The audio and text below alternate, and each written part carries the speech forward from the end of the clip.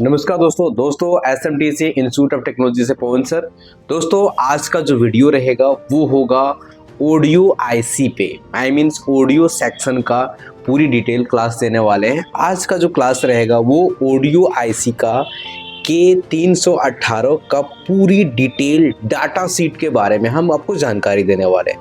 दोस्तों अगर आप ऑडियो सेक्शन से रिलेटेड कुछ चीज़ें को सीखना चाहते हैं, कुछ नॉलेज को गेन करना चाहते हैं तो इस वीडियो को पूरा देखें, अन्यथा आप स्किप कर सकते हैं। चलिए आज का जो वीडियो है इसको पूरी डिटेल में कंटिन्यू करते हैं।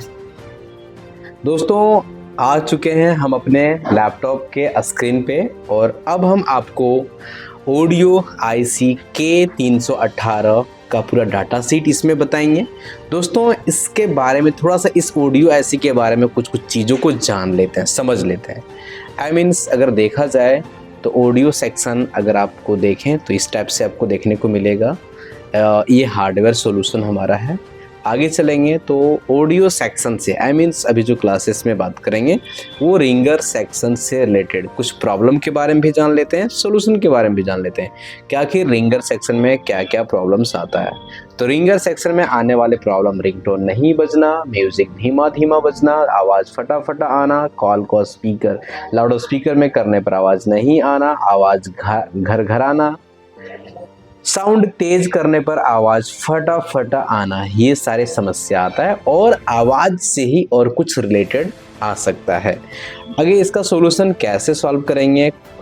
सबसे पहला, खुद से मोबाइल में रिंगटोन बजाकर चेक करेंगे। दोस्तों ये सारे प्रॉब्लम हमारे पास कस्टमर लेकर के आएंगे तो हमारा काम क्या है कि खुद से पहले मोबाइल में रिंगटोन बजाकर चेक करेंगे, मोबाइल का सेटिंग को चेक करेंगे, मोबाइल को खोलकर स्पीकर सेक्शन को क्लीन एंड रिसॉल्व करेंगे, स्पीकर को मल्टीमीटर के द्वारा चेक करेंगे, speaker CBR, I means speaker को CBR करेंगे, ऑडियो सेक्शन का ट्रैक चेक करेंगे, audio IC CBR, PM IC CBR और CPU CBR। ये स्टेप हो गया, स्टेप बाय स्टेप हमें फॉलो करना है। तो ऑडियो सेक्शन का ट्रैक कब चेक करेंगे, ऑडियो आईसी कब चेंज करेंगे, PM IC कब चेंज करेंगे, CPU कब चेंज करेंगे या कब रिवॉल्व करेंगे, ये सारे हम लोग स्टेप बाय स्टेप में देखेंगे। दोस्तों चलिए चलते हैं आगे की ओर। सबसे पहले आपको देखा जाए तो K318 जो ऑडियो आईसी है वो इस प्रकार का दिखता है ना। अगर आगे चलते हैं, ऑडियो आईसी K318 जो मॉडल है वो दोस्तों बहुत सारे फ़ोनों में सपोर्टेड है। ओप्पो, वीवो बहुत सारे फ़ोनों में ये मॉडल देख सकते हैं। ओप्पो A1 के बहुत सारा लिस्ट है, ये सारे मॉडल में ये आईसी सपोर्टेड है।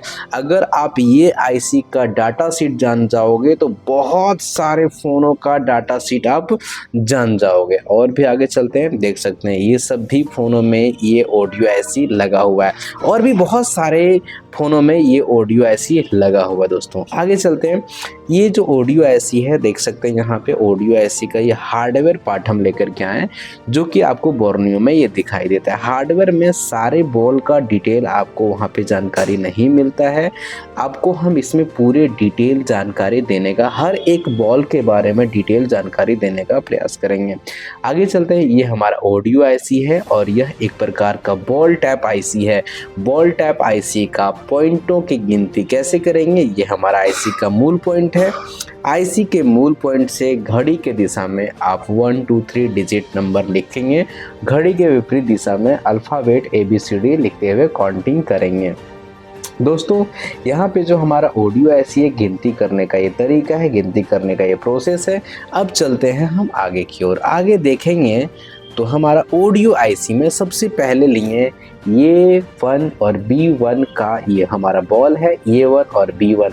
ये बॉल से हमारा कनेक्शन निकलता है रेजिस्टेंस होते हुए और एक कैपेसिटर होती है। कैपेसिटर का दोनों पैर दोनों लाइन से कनेक्टेड होता है और एक कैपेसिटर यहाँ पे सीरीज में होता है और यहाँ सीरीज में होता है और ये लाइन चला जाता है सीधे PM IC के पास।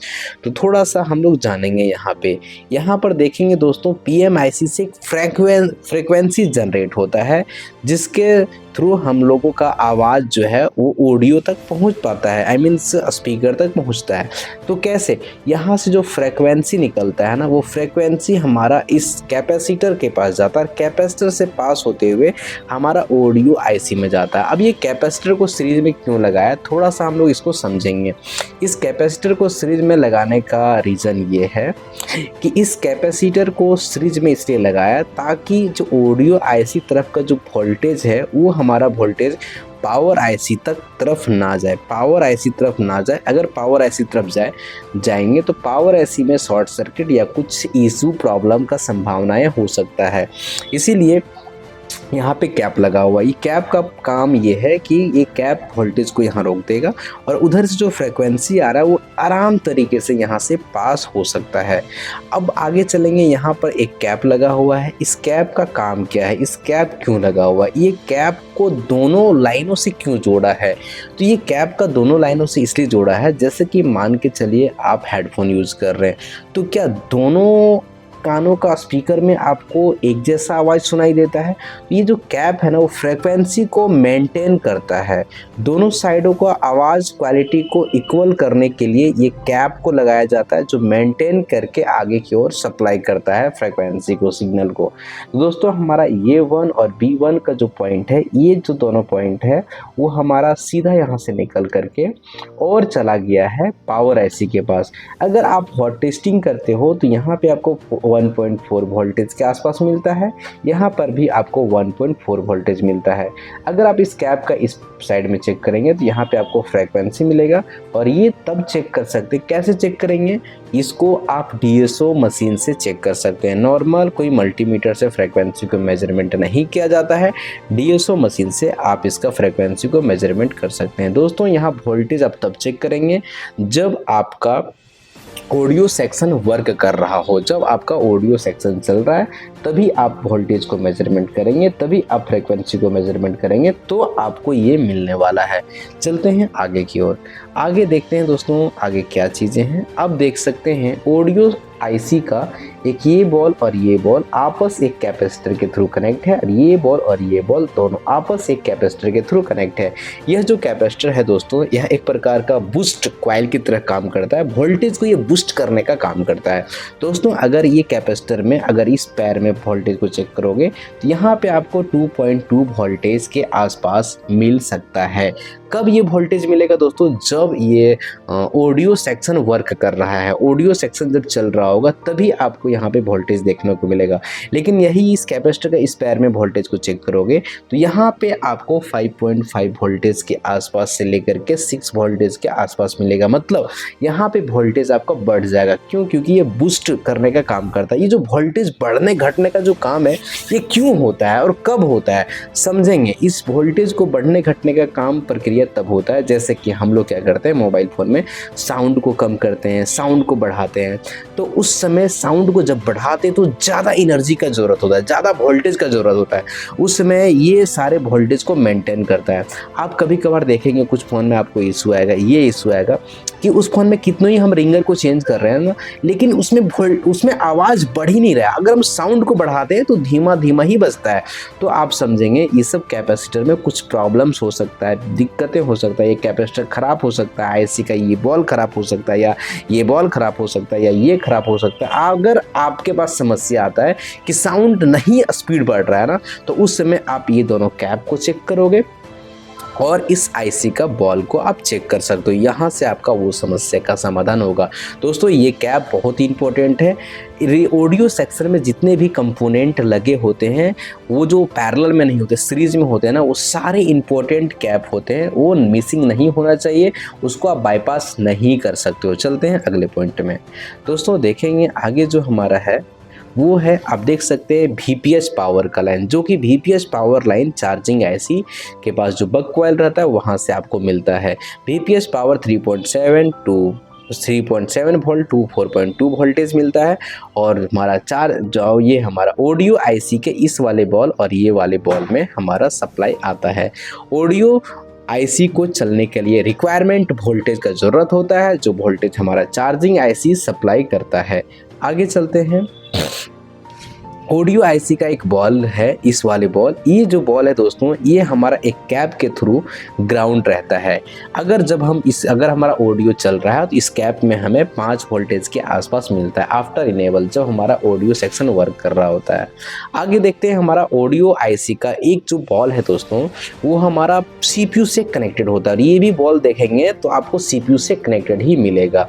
ये जो बॉल होता है ये सीपीयू से कनेक्टेड होता है, और ये GPIO सेक्शन होता है, इनेबल का लाइन होता है। जब ये इनेबल करता है उस समय हमारा ऑडियो सेक्शन काम करता है। ऑडियो आईसी से बातचीत करने के लिए ये लाइन होता है, जो कि सीपीयू के अकॉर्डिंग ये आईसी ऑडियो आईसी हमारा काम कर रहा होता है। ये लाइन बहुत इंपॉर्टेंट है, अगर ये लाइन ब्रेक हो जाएगा तब भी हमारा ऑडियो सेक्शन में काम नहीं होगा, ऑडियो सेक्शन में कुछ फॉल्ट मिलेगा। ये भी लाइन और ये भी बॉल बड़ा इंपॉर्टेंट है। आगे चलते हैं दोस्तों और आगे देखते हैं। आगे जो हमारा है वो है, आप देख सकते हैं ये वाले बॉल और ये बॉल, ये दोनों बॉल हमारा यहाँ ऑडियो आईसी से आउटपुट होगा, सिग्नल को आउटपुट करेगा, फ्रीक्वेंसी को आउटपुट करेगा, वोल्टेज को आउटपुट करेगा, और ये सप्लाई करेगा सीधा B2B कनेक्टर होते हुए कहाँ चला जाएगा, सीधा B2B कनेक्टर होते हुए ये सीधा जाएगा स्पीकर के पास। स्पीकर P मतलब प्लस, स्पीकर N मतलब नेगेटिव, पॉजिटिव नेगेटिव। तो ये हमारा स्पीकर का लाइन है दोस्तों, जो कि सीधा स्पीकर में कनेक्टेड रहता है। यहाँ पे कॉइल्स लगा हुआ है, जो कि ये यहाँ पे अगर आप चेक करोगे तो यहाँ पर आपको 2.8 वोल्टेज मिलेगा। और अगर आप इसमें फ्रीक्वेंसी भी चेक कर सकते हो, फ्रीक्वेंसी चेक करने के लिए आपको DSO मशीन का इस्तेमाल करना पड़ेगा।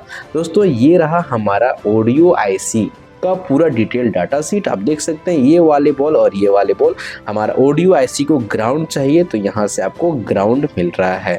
अब चलते हैं दोस्तों नेक्स्ट आगे की ओर। तो सबसे पहले आपको ध्यान देना दोस्तों, ये हमारा रहा ऑडियो आईसी का पूरा डिटेल एक्सप्लेन करने का प्रयास किए। थोड़ा सा हम इसको सिमेटिक डायग्राम में आपको एक्सप्लेन करते हैं। तो देखेंगे सिमेटिक डायग्राम में हम आते हैं और यहाँ पर देखेंगे, सबसे पहले हम चले जाते हैं, ये हमारा बिट मैप है, और देखेंगे दोस्तों ये हमारा ऑडियो आईसी है K318 ऑडियो आईसी ये है। और ये ऑडियो आईसी का पूरा बॉल का हम विवरण आपको दिखाने का प्रयास करेंगे। जैसे कि मान के चलते हैं ये वाले बॉल हमारा यहाँ से कनेक्टेड हो गया, ये आप देख सकते हैं, और यहाँ पे जैसे हम क्लिक किए और ये यहाँ पे चला गया, और ये सीधा पावर एसी, मतलब ये पावर एसी का लाइन है। ये भी देखेंगे तो ये भी हमारा कनेक्टेड हो गया, और ये सीधा सीरीज में जाकर के पावर एसी में कनेक्ट हो गया। तो ये हमारा दो लाइन के बारे में हम जान गए, क्योंकि दोनों लाइन जो है दोस्तों ये हमारा पावर आईसी से कनेक्टेड होता है। देख सकते हैं यहाँ से आया, और एक हमारा लगा हुआ है कैप लगा हुआ है, कैपेसिटर लगा हुआ है, जो कि हमारा दोनों से लाइन से जुड़ा हुआ है। फिर हमारा एक रेजिस्टेंस लगा हुआ है, और उसके बाद रेजिस्टेंस लगने के बाद फिर एक कैप लगा हुआ है। इस कैप के सहायता से ये सीधा लाइन चला गया हमारा कहाँ, पावर एसी के अंदर चला गया। उसी प्रकार से ये भी लाइन का हमारा पावर एसी के अंदर गया। यहाँ पे क्लिक करेंगे, फिर यहाँ क्लिक करेंगे, और ये सीधा लेकर के आ गया पावर एसी के अंदर। अब देखेंगे आगे की ओर, ये जो लाइन है दोस्तों ये हमारा VPS पावर लाइन के लिए होता है, और यहाँ पे हम क्लिक किए, क्लिक करने के बाद ये सीधा हमारा VPS पावर लाइन लेकर के चला जाएगा चार्जिंग आईसी के पास। उसके बाद देखेंगे दोस्तों ये जो हमारा लाइन है ये हमारा CPU में जाएगा। अब यहाँ जैसे क्लिक किए, क्लिक करने के बाद आप देख सकते हो सीधा हमको CPU में लेकर के आ गया, ये CPU का लाइन है। उसके बाद हम बात करते हैं यहाँ पे ये जो लाइन है दोस्तों, ये वाला जो लाइन है ये हमारा इसमें कनेक्टेड हो गया, और ये वाले पॉइंट और ये वाले पॉइंट आपको दोनों, ये बॉल और ये बॉल दोनों जाएगा स्पीकर के पास। जैसे यहाँ क्लिक किए तो सीधे यहाँ से लेकर के आ गया, और ये हमारा B2B कनेक्टर रहा है, और B2B कनेक्टर से सीधा चला जाएगा नीचे की ओर जहाँ पे हमारा ऑडियो लगा हुआ है। फिर ये भी हमारा लाइन इसमें आया और एक कॉइल में आया, और सीधा B2B कनेक्टर में आ गया। अब यहाँ पे चेक करेंगे हमारा दोस्तों, ये देखेंगे ये वाला ये जो लाइन है वो देखो एक कैप में आ गया, और कैप जो जुड़ा हुआ है वो ग्राउंड से जुड़ा हुआ है, जो कि हम दिखाने का प्रयास किए हैं। ये जो कनेक्शन है दोस्तों देख सकते हैं, ये कैप में आया और ये कैप का कनेक्शन इसमें है, मतलब ये हमारा वो कैप है जो बूस्ट कॉइल की तरह काम करता है, वोल्टेज को बूस्ट करने का काम करता है। फिर ये जो कैप है ये देख सकते हैं, और फिर यहाँ से कनेक्टेड है। इस तरीके से हम आपको पूरे ये जो भी डाटा है उसके बारे में हम यहाँ पे इस आईसी का पूरा हर एक बॉल के बारे में बताने का प्रयास किए। ये बॉल और ये बॉल ग्राउंड है, और ये बॉल एक छूट गया, ये बॉल हमारा CPU से कनेक्टेड रहता है। वही हम बताएं कि इस आईसी में जो 2 बॉल है वो हमारा दोस्तों CPU से कनेक्ट है, आप देख सकते हैं ये CPU से कनेक्टेड है। तो दोस्तों इस प्रकार से हम आपको एक्सप्लेन करने का प्रयास किए कि ऑडियो सेक्शन के बारे में। ऑडियो सेक्शन का पूरा जो हमारा ऑडियो आईसी था उसका पूरा डिटेल बताने का प्रयास किए और समझाने का प्रयास किए, जिसमें से आज हम जो लिए ऑडियो आईसी वो ऑडियो आईसी K318 मॉडल है। इसका डाटा शीट बताएं। दोस्तों ये वीडियो कैसा लगा ज़रूर कमेंट करके बताएंगे। और दोस्तों इस तरीके का वीडियोस अगर आपको चाहिए तो आप कमेंट करेंगे, हम आपके लिए ज़रूर जो सेक्शन का कमेंट करेंगे उन सेक्शन को पूरा डिटेल में वीडियो बनाने का प्रयास करेंगे। दोस्तों ये वीडियो कैसा लगता है आप ज़रूर बताने का प्रयास करेंगे। दोस्तों आप हमारे वीडियोज़ को कहाँ से देखते हो ये भी कमेंट करेंगे। अगर आप कमेंट करते हो ना तो हमारे अंदर भी एक मोटिवेशन आता है और भी वीडियो बनाने का हमारे अंदर एक जज्बा आता है। तो आप कमेंट जितना करेंगे उसके अकॉर्डिंग हम वीडियो लेकर के आएंगे। और दोस्तों आपको ये जो वीडियो बना रहे हैं क्या इस वीडियो से आपको कुछ बेनिफिट होता है उसके बारे में भी कमेंट जरूर करेंगे। और हम और वीडियो आगे लाने का प्रयास कर रहे हैं जो कि प्रैक्टिकल के साथ में लाने का प्रयास कर रहे हैं। थोड़ा समय कंजेस्टेड के कारण नहीं ला पा रहे, फिर भी दोस्तों अगर आप कुछ सीखना चाहते हो और आगे बढ़ना चाहते हो और इसी चीज़ों को अगर आप प्रैक्टिकल तरीके से सीखना चाहते हो, ये तो हम आपको डिटेल बता दें यहाँ पे ये होता है ऐसे होता है। अगर आप इसी को प्रैक्टिकली सीखना चाहते हो तो हम अपना ऑफलाइन क्लासेस में आपको ये डायग्राम के थ्रू समझाते हैं, लेकिन मदरबोर्ड दे करके हम आपको डी प्रैक्टिकल उसको चेक भी कराते हैं, उसको प्रैक्टिकल दिखाते भी हैं कि कैसे काम कर रहा है, कैसे ऑडियो सेक्शन वर्क करता है। दोस्तों एक वीडियो के माध्यम से जहाँ तक हो सकता है हम आपको समझाने का प्रयास कर रहे हैं। बाकी अगर हमारे जो वीडियो है उसमें कुछ और कमी है तो कमी को भी कमेंट में करें, अच्छा बुरा जो भी है उसको कमेंट करें, ताकि हम अपने वीडियोस को, हम अपने क्लासेस को, हम हमारे यूट्यूब चैनल में जो वीडियो अपलोड हो रहा है उसमें बहुत सारा सुधार करें। क्योंकि कमी जो है वो आप ही लोग बता सकते हैं। तो जो भी अगर वीडियो में कमी लगे जरूर कमेंट करना, अच्छा लगे वो भी कमेंट करना, और आप कहाँ से हो ये भी कमेंट करना, नेक्स्ट आपको किस पॉइंट पे वीडियो चाहिए ये भी कमेंट करना। दोस्तों आप सभी ने हमारे वीडियोस को बड़ा कीमती समय दे करके देखते हैं, इसलिए आप सभी को दिल के गहराई से नमस्कार।